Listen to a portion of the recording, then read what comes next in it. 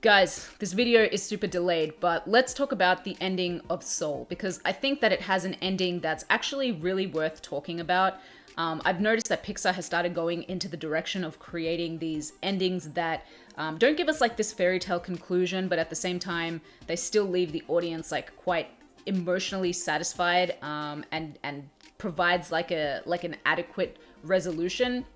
And I think we get the same thing with Soul. One of the best gags in this movie, like one of the best, and there are many, is when 22 is like messing up everyone's shit. Like, you see all these different people and they're like in their creative state of flow, and she's like throwing whatever, like cloud balls at people and like disrupting their state of flow. So you've got like the tattoo artist that's like immersed in her design, and then she's just like and messes up the tattoo design. And then she goes, check this out, I've been messing with this team for ages. And she throws the cloud ball at one of the Knicks players. And the Knicks lose again.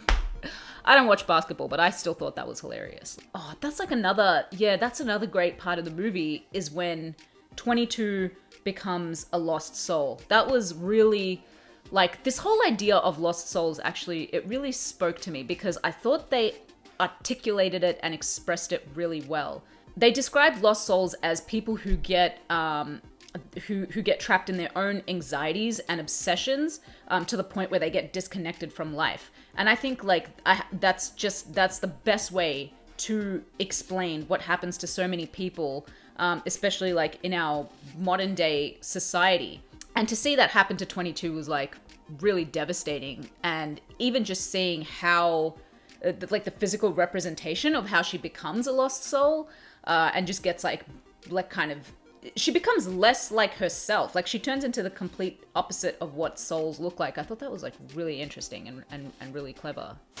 You have to admit that this notion of having a purpose in life is very like psychologically damaging, or at the very least like dangerous. Because imagine somebody who doesn't feel like they have a purpose in life. They would feel like shit. That's why I think these two characters were actually really perfect in this movie together, because you have one character who doesn't want to die, and then you have another character who doesn't want to be born, which, when you think about it, is actually a really intelligent and creative way, and a less controversial way, of designing a character that doesn't want to live. But they get around that whole icky subject of not wanting to live by having 22 be a soul that is technically not born yet, so they're not technically suicidal thoughts.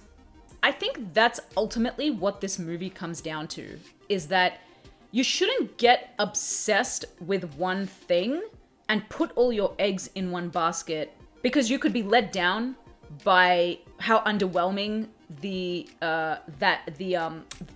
dream that you put on a pedestal could really be. And typically in a story, this is the part where we see a character finally getting to do what they've always wanted to do.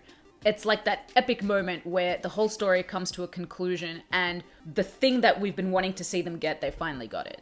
But Soul throws a little spanner in the works. On the night that Joe Gardner performs with DW, he says that living his dream didn't feel like what he thought it would feel like.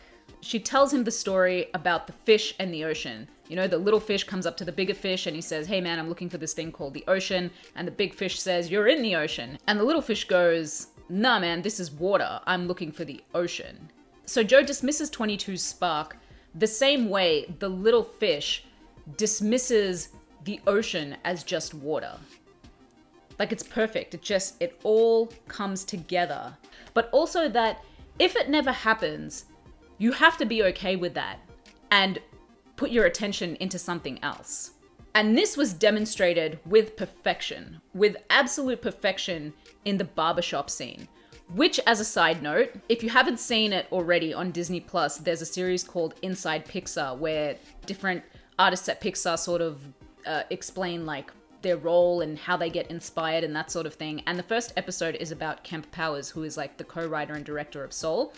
And he talks about how when he came on to help co-write Soul, part of Joe Gardner's character had already been written, but he felt like there was an element of his character that was missing. He felt like it still needed some kind of authenticity. So he kind of dissected the script and realized that there had to be a space where Joe Gardner could exist as like an authentic black man. And Kemp Powers is an African-American writer-director. So, he was really like the best person to kind of notice this deficiency and create like the perfect antidote for it, which is what he did. He wrote this barbershop scene, which wasn't originally in the script. Not only was it entertaining because you had so many different people that added such a sense of reality to what was going on, like the guy that was the hater and he's like, you ain't gonna get that gig. Joe, who at this point, his body is inhabited by 22, and she's talking about how she kind of just, she was, up until this point, she was existing as like a theoretical construct in space-time continuum or something like that. And someone in the back's just like, I hear ya. That was so good.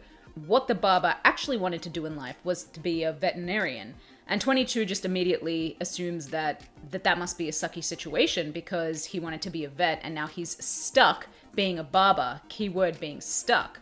But the barber, forgotten what his name was, corrects 22 in her thinking by saying that he doesn't feel stuck at all. Like, he loves being a barber. The point of that whole conversation was to establish this idea that oftentimes we think that there's one thing in life that we need to be good at. There's like one thing that we need to love and need to go all in on that, rather than accepting that we could be interesting, complex beings that have many different passions and interests. I felt like it was really important to have that scene in the movie because it comes back to this idea that we don't like have to have a specific purpose in life. Like, you just have to go with the flow and enjoy what you do. Easier said than done.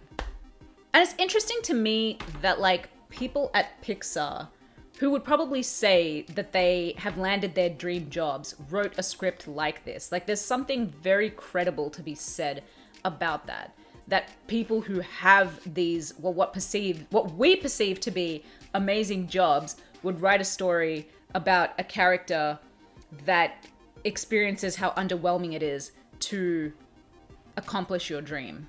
And just overall, I love that Pixar is heading in this direction of telling stories that don't give us like the fairy tale conclusion. But at the same time, it doesn't like rip our heart out and like stomp on it and then drive over it with a truck either, because it makes better sense in my head than how I'm saying it right now.